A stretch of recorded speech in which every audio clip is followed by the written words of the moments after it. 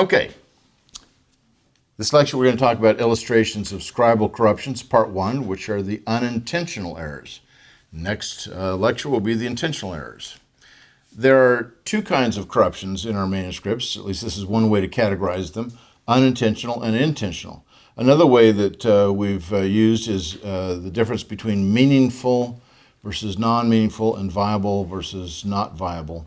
But this is the way that is the standard way in which these are thought about. These are just different ways to think about what's going on with the scribes. Sometimes it's difficult to tell whether a variant was intentional or unintentional. And in fact, for some scribes, it may have been a conscious change, while for others, they may have made exactly the same change that was not intended at all. So those are some of the difficulties we deal with. But at the same time, the vast majority of textual changes in our manuscripts are unintentional, and they are the easiest to detect. So that's the main thing that I want to stress. All right, we've got classifications of these various unintentional errors, and let me just introduce this by talking about the importance of the classifications. As we begin to think about these changes to the text, establishing demonstrable scribal changes gives insight into textual problems whose solution may not be otherwise self-evident. And so you're looking at it and you say, I don't know if Paul wrote but or and here. Well, then all of a sudden you say, oh, he's quoting from the Septuagint, and all the manuscripts of the Septuagint have but here. That's probably what the scribes changed it to, and no scribe would want to change it to and, so probably Paul used the non-Septuagint version. Those are things we'll look at. Clear categories of errors become the basis for assessing possible scribal corruptions in any given instance. I have never looked at a manuscript that does not have mistakes in it, ever. And I've looked at hundreds of manuscripts. And so you can see these things that it's very easy to classify these so many of the errors, and it becomes a basis for assessing possible scribal corruptions in other places where we're not sure what the original text is. Can we attribute this reading to an unintentional error? If so, then we may discount its value in this place. A major task in determining the wording of the autographa is to eliminate possibilities of corruption on the basis of known types and their causes. Now, this business is called internal evidence, which has to do with what a scribe would be likely to do. It's also known as transcriptional evidence or transcriptional probability. And initially, you may think, that's very subjective. How can we possibly tell what a scribe would have been likely to do? Well, you use transcriptional probability every single day when you read, especially if you read emails. You say, oh, the person meant to write this. The guy doesn't know how to spell. He's a moron, something like that. But you say, I know what he meant. He just didn't say it the way he meant to say it. Scribes make mistakes. We see that in newspapers. Especially nowadays, you see it when you get some major newspapers, New York Times, Washington Post, others, CNN, they'll post a news little blurb on the internet, and almost always there's spelling or grammatical errors or punctuation problems that won't end up in the print version. But we're used to that. We can see these kinds of mistakes made all the time. Okay, there's 6 categories that I want to go over of unintentional errors: sight, hearing, memory, judgment, fatigue, and carelessness. And I'm not going to dwell on this point here because we have quite a bit of material to go through to look at these. So the errors of sight, there's 3 basic types. First is where a scribe could confuse the letters. And the second is where you've got homoioteliuton. That's a fancy word. It means similar endings. And it could be the endings of lines or the endings of words where they get confused. And the third kind is metathesis, which involves transposition, where you're going to transpose letters, flip them around. Letters or even words at times. So these are the 3 basic types of errors of sight that we all make while we're reading documents even to this day. This is the stuff that is part of anybody who knows how to read and write should know about this kind of an error, and it's easy to detect. Now, the confusion of letters, let's begin there. Most discussions of letter confusion are concentrated on capital letters, since all New Testament manuscripts through the 8th century were in majuscule or capital letter script. And so scholars are going to say, well, what we need to do is we need to write out this text in capital letters and then see, is it possible for someone to have made a mistake by the letter confusion. A capital A looks quite different from a lowercase a, for example. And in Greek, a number of capital letters look very, very different from their lowercase. Omega looks quite different from the lowercase omega, those kinds of things. So they have to look at that, and they write out these texts in capital letters and say, aha, by doing this, I can see how scribes I could have skipped over this and gone over this. Bruce Metzger said, it is scarcely necessary to consider similarities of letters in the subsequent minuscule script, because the overwhelming proportion of variant readings originated prior to the period of the minuscule manuscripts. Well, that's the general view, and yet here's something that's fascinating about all this. The manuscripts of the New Testament, the original texts, in many cases were probably not written in capital letters, but were written in cursive, which is a running hand kind of a thing. It's like the minuscule script that came centuries later. We know that Greek cursive manuscripts existed even in BC times. And what I have observed is that, generally speaking, it's a broad rule of thumb. When somebody is writing to a government official or someone who, maybe his father or someone of greater authority in society than he has, greater importance, he uses majuscule script. This is in the ancient papyri that we've seen of all sorts. If someone is writing to someone who has the lowest status in society, he will often use the cursive script. So it's an interesting question. What kind of script would Paul use when writing to his churches? Well, he wanted to show that he was a servant of all. He was a humble man, and so he would often use the majuscule script, one would think. I think especially in writing to Philemon, where he appeals to him as a brother. He said, I could command you, but I'm appealing to you to free Onesimus. Let him no longer be a slave. But when he writes to the Galatians, he is white hot mad. I think he would have written that in cursive. Probably the same thing with 2 Corinthians. There's been no research done on this, absolutely none. We need to get some dissertations that are based on this and master's theses that are looking at it. So let me give you some examples of this confusion of letters. I'll give you two.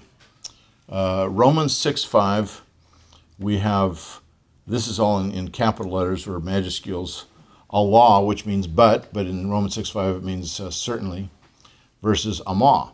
So these two lambdas and that one mu, you see the letters, you see whether I can read Greek or not, that sure looks very, very similar to each other, and it does.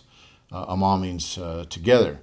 And so what Paul is saying is, for if we have become with him in the likeness of his death, we will certainly also be like him in the likeness of his resurrection. Or we will together also be like him in the likeness of his resurrection. Did Paul write certainly, or did he write together? Together doesn't make as much sense, and it's probably a confusion of letters where the scribe saw the two lambdas together, and he said, aha, this is a mu. So that explains that to some degree. It doesn't tell us which reading is original, but it tells us that one of those two arose because of confusion of letters. Now, 1 Timothy 3:16 is a very, very famous passage. And here we have who was revealed in the flesh, or God was revealed in the flesh. Paul begins by saying, great is the mystery of godliness, who was revealed in the flesh, taken up into heaven, revealed in the world, believed on in the world that is, seen by angels, all this kind of stuff.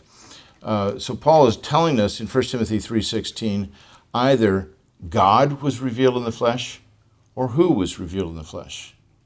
Well, the Greek word who is hos. It's two letters, omicron and sigma. And in later manuscripts, only in later manuscripts, you would put a little, it looks like a little C over the omicron which is a rough breathing. It makes an H sound. But the early manuscripts didn't have accents, didn't have breathings, anything like that. To write out the word theos, they would not write out all four letters, theta, epsilon, omicron, sigma. They would write the first and the last letter, because this is a nomen sacrum, one of those sacred names where they won't write out the whole word. So if you take omicron sigma and you put a line through that omicron, it changes that to a theta. And then you put a horizontal line above both letters, it says don't read this as a single word, read it as a symbol. 2 horizontal strokes and you've got God instead of who.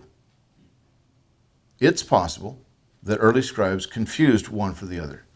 It's more likely that later scribes, because of insisting on the deity of Christ, wanted to change who to God.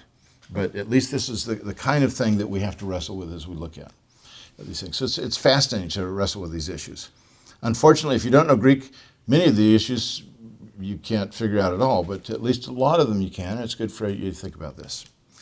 The errors of sight involving homoioteliuton, a really big word, a Greek word, but this is the cause of 2 types of errors, either haplography or dittography. Haplography means writing once what should have been written twice. Dittography is writing twice what should have been written once. And most scholars regard homoioteliuton as the similar ending of lines, but could also be the similar ending of words on the same line. And then just to confuse things even further, there's also homoiarchton and homoiomeson, the similar beginnings of words or the similar beginnings of lines. That's what archton is. And the similar middle of words or lines, where they've got this kind of confusion. So all 3 of these things happen. By the way, these manuscripts didn't separate the words out until many, many centuries later. It would just be one running word through the whole text. For us, it's very confusing. This was typically how they read. But here's a really classic example of haplography in the Byzantine manuscripts of 1 John 2:23. And I've given it just in English because you can see the illustration this way as well. What it says, I take it, in the original text is, everyone who denies the Son neither has the Father. The one who confesses the Son also has the Father. Notice the end of both lines, has the Father. What the Byzantine text has is, everyone who denies the Son does neither has the Father. Well, it's not quite like that. Neither has the Father is what it should say. They skip the second line. So this is an instance of haplography. They see has the Father, they say, okay, I've already written that down, and they go on to the next. But here's an interesting thing. You get Byzantine advocates, especially Textus Receptus people, that say the Byzantine text is a fuller text, it's richer, theologically more accurate. And we're taking things away in these Alexandrian manuscripts. They take away the blood of Christ in this. Well, here the Byzantine text would be taking away the statement that you have to confess the Son to have the Father. I'd say that might be a theological problem for them. So it goes in both directions. That's, they're missing the point of what's really happening. But what I think is significant here is this. The fact that the great majority of Byzantine manuscripts have this omission of the positive statement of confession suggests that they go back to a common ancestor. And that common ancestor really is a single manuscript from which all Byzantine manuscripts, at least in some sense, derived. Okay, here's one of my favorites, an example of dittography. And this is not homoioteliuton, not due to homoioteliuton, but homoiarchton, the beginning of the line. This is a dittograph in Codex Sinaiticus at 1 Thessalonians 2, 13, 14. I'm going to show you the text. It's a little complicated, but I have not yet found this discussed in the literature, and it's just absolutely fun to think about. Here's what the text should say in 1 Thessalonians 2, 13, 14. And so we too constantly thank God that when you received God's message that you heard from us, you accepted it, not as a human message, but as it truly is, God's message. Notice, God's message, which is at work among you who believe. For you became imitators, brothers and sisters, of God's churches in Christ Jesus that are in Judea, because you suffered the same things from your own countrymen as they, in fact, did from the Jews. Now, the scribe's eye as he's writing this text out, keys in on the first gods, God apostrophe S in verse 13, which is 11 lines above God apostrophe S in verse 14. And he repeated the rest of that verse, verse 13, before catching his mistake. And then he reproduced, so he's repeating verse 13, he got it twice. Verse 14 thus reads in his manuscript, for you became imitators, brothers and sisters, of God's message. Wait a minute, you look at verse 14 up above, of God's churches. No, it goes, of God's message that you heard from us. So it's repeating that part of verse 13. You accepted it not as a human message. And he goes, oops, I did a doofus. Here's what you have. I want you to notice that the beginning, it's a little hard to see, but I think you can make that out. You have an omega nu, tu, on, tu, theou is what you have at the beginning of that text at the beginning, and then the bottom line. And that's where he has realized his mistake, and so he's duplicated. But you know the little curly things in the margin? I've told you about deplays, which are carets that go in the opposite direction. Say, this is quoting the Old Testament. These little curly things that looks like a minor parenthesis are indicating, don't read this, I did a mistake. They wouldn't cross out the words as much, they do that kind of an indication. It doesn't make it look nearly as ugly. So it's a fascinating text, but what's really fascinating, he does change the wording just slightly, 2 or 3 places, spelling changes. So what did he do when he copied? Did he grab a different manuscript? What did the guy do? Have a cigarette break, come back, and he missed his place in line? It's fascinating to wrestle with this. But okay, metathesis, transposition. That's switching the order of letters, words, or phrases. And the habits of a particular manuscript indicate how the scribe copied. I've mentioned Codex Bezae before, where this guy grabs giant amounts of text, as many as 9 words, that he then can transpose in whatever order he wants. In fact, there's categories of mistakes that scholars have looked at, or categories of variance. This is kind of a third way to think about it. Is it an addition, or an omission, or a substitution, or a transposition? Those are the 4 different groupings of how we lay the variance out. Then there's a 5th grouping, a total rewrite of the verse. That 5th grouping is reserved for Codex Bezae.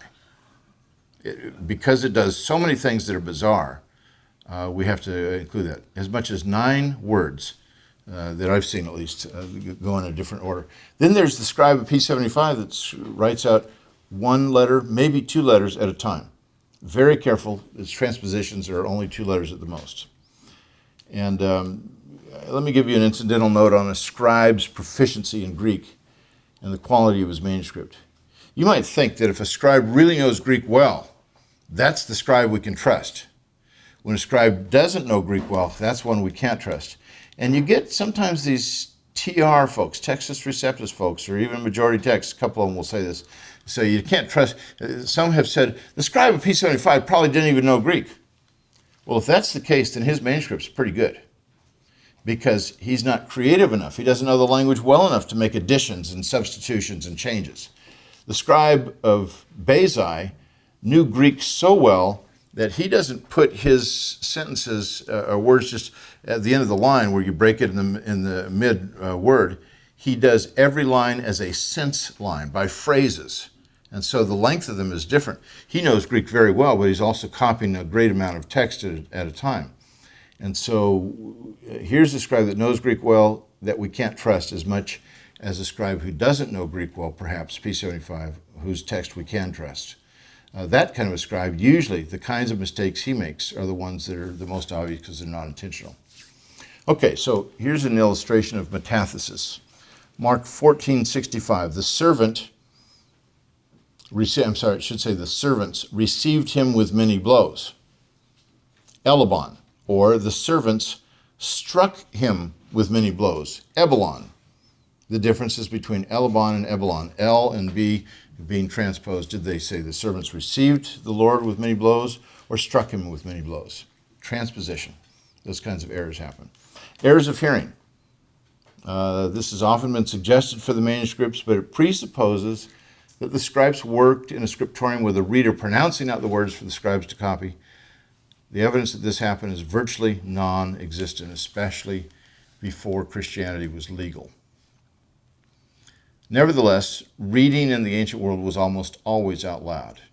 A scribe would look at the text, read it out loud, remember it, and copy it. If you read it or remembered it incorrectly, he would write it incorrectly. And so there's still hearing, at least for himself, that's important.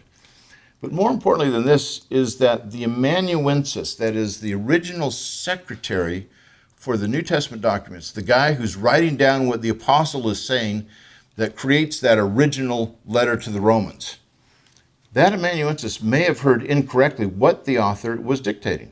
You say, wait a minute, that's a violation of inerrancy. It can't be.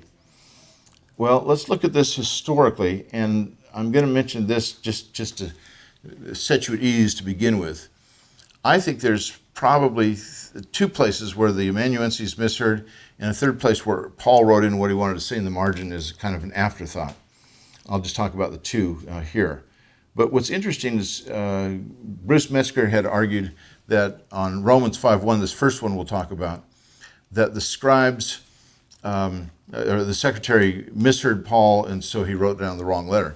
But what you get at the end of all of Paul's letters is a note appended by him saying, I've checked this document. This is definitely for me. We see that in 2 Thessalonians 3:17, where he says, I, Paul, write this as I do in all of my letters. Well, he doesn't say those same words in all of his letters, but you get a hint that what he's doing is he's taking the pen from the secretary and writing something out. And we see that in Galatians 6, where he says, see what big letters I'm writing with. Now, the older view is, he wrote in big letters because he got blinded on the road to Damascus, still couldn't see very well.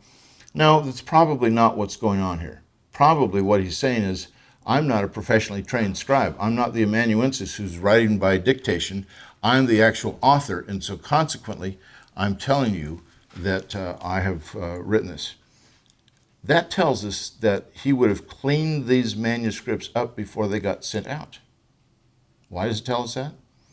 Well, I've been a professor for almost 30 years, and when I ask a secretary to write something, sometimes it's a form letter almost that I get. I get a number of books in the mail from publishers. They say there's a gift from the publisher because we're hoping to get your endorsement, kind of a thing.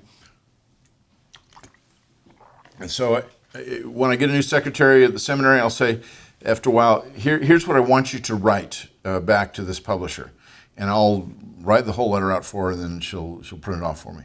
After a while, she'll understand that's what I'm looking for, this basic kind of thing. And then after a while, I'll even talk to the secretary, and I'll say, hey, this is the basic gist of what I want to have written. So write up a thank you note, and I'll sign it. I always read those letters to make sure that's what I wanted to say. Is it my wording? Not in every point. In fact, sometimes not at any point. But is the gist what I wanted to communicate? Absolutely. And if she says it in too colloquial a way or something that really doesn't represent what I'd say, I can't sign it. This is what Paul is doing here. So inerrancy may say that the original text is inerrant, but it doesn't say it's not messy. And so I think Paul corrected his text in a couple places in the original. And the first one is Romans 5:1. We have peace with God, or let us have peace with God. We've talked about this before. It's the difference in Greek between echomen and echomen, although both of them would have been pronounced exactly the same in the first century. Echomen, the indicative with the omicron, means we have peace. Echomen with the omega means let us have peace. I've shown this slide before too. Codex Sinaiticus, the New Testament leaf 63 verso, column 2, near the bottom, it has echomen. But some scribe later, we're not sure exactly, changed the omega to an omicron. And so that's what we're dealing with here. How do we solve this problem? Manuscripts, our earliest manuscripts for the most part, have the subjunctive.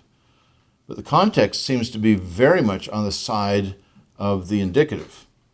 It just so happens that the oldest manuscript of this passage, which is just a fragment, has 5 verses, in Romans 4, in beginning of Romans 5, 0220, has the indicative. It's from the 3rd century. And it's a fascinating manuscript to discuss, but we'll just have to pass on that. So what Bruce Metzger suggested on this was, well, the amanuensis Tertius, who wrote Paul's letter to the Romans, misheard him, and he puts the subjunctive. But he doesn't suggest that Paul would have corrected this and put the omicron. I suspect that what happened is exactly that the scribe wrote the subjunctive, Paul changed it and from the omega to the omicron. And when it gets to the Romans, they're saying, who wrote this little O here? And so they probably would have copied it as a subjunctive. But then somebody comes along that later and says, oh, I think that may be Paul's, not sure.